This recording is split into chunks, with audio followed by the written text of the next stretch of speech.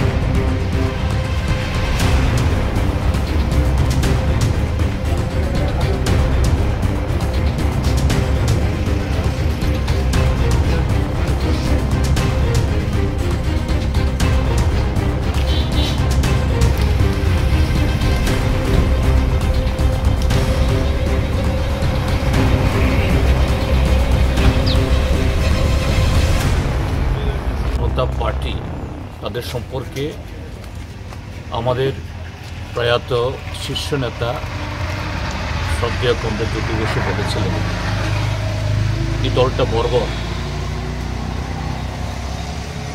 সে সময়তে অটল বিহারী বাজপেয়ীও জীবিত ছিলেন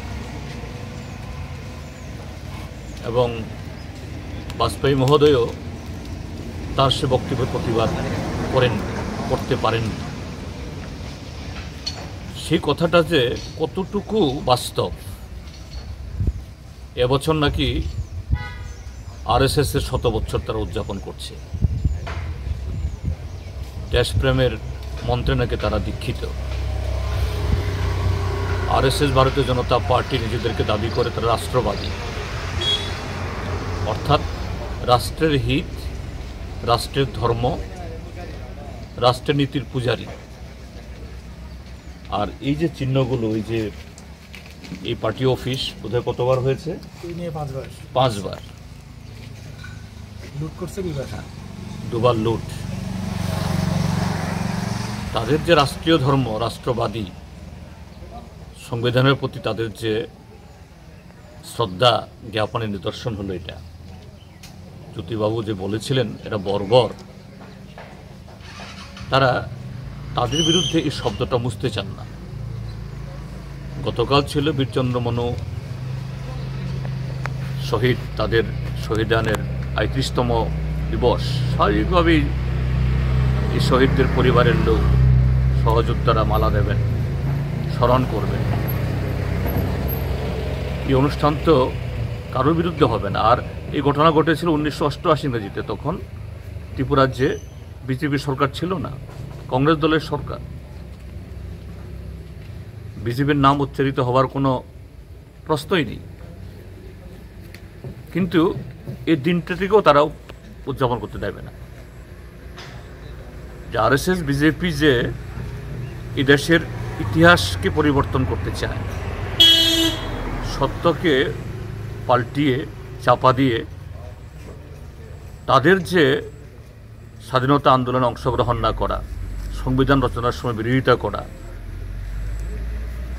নামকে ওয়াস্তের লোক দেখানো, সংবিধানের নামে শপথ গ্রহণ করলেও নরেন্দ্র মোদী পার্লামেন্টের সিঁড়িতে কপাল ঠেকিয়ে যে গণতন্ত্রের মন্দিরে প্রবেশ করছি বলে প্রচার করলেও এরা তো মোটেই যে এই গণতন্ত্রকে শ্রদ্ধা করেন না, ত্রিপুরা হলো তার নিদর্শন।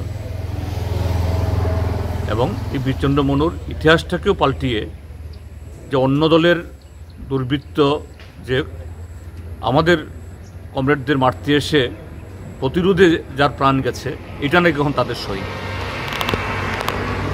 তো এদের প্রতি ধিক্কার ছাড়া আমাদের বলার আর কিছু নেই। এবং তারা কেন এগুলো করছে? গত 7.5 বছর অপশাসনে আজকে তারা জনগণের কাছ থেকে সম্পূর্ণ আজকে বিচ্যুত। কাজেই বিরোধী দল, বিশেষ করে সিপিআইএম যদি ঐক্যবদ্ধ হয়, সিপিএম যদি শান্তিপূর্ণ পরিবেশে কথা বলার সুযোগ পায়, তাদের এই মুখোশগুলো খসে পড়বে। কাজেই সিপিএমের উপর আক্রমণ করো, এমনকি পার্টি অফিস রাতের অন্ধকারে কাপুরুষের মতো এসে জ্বালিয়ে দাও। শুধু তা না, 11 তারিখ রাতে নাকি বীরচন্দ্র মনুর যে আমাদের শহীদ স্তম্ভ, সেখানে নাকি 4-5টি বোমা মেরেছে। কোথায় গিয়ে ওরা নেমেছে? যাই হোক, এদের দিন যে ফুরিয়ে আসছে, আজকে এই সমস্ত কর্মকাণ্ড ঘটিয়ে তারা এটারই জানান দিচ্ছে তাদের কেউ রুখতে পারবে না, এদের পতন অনিবার্য।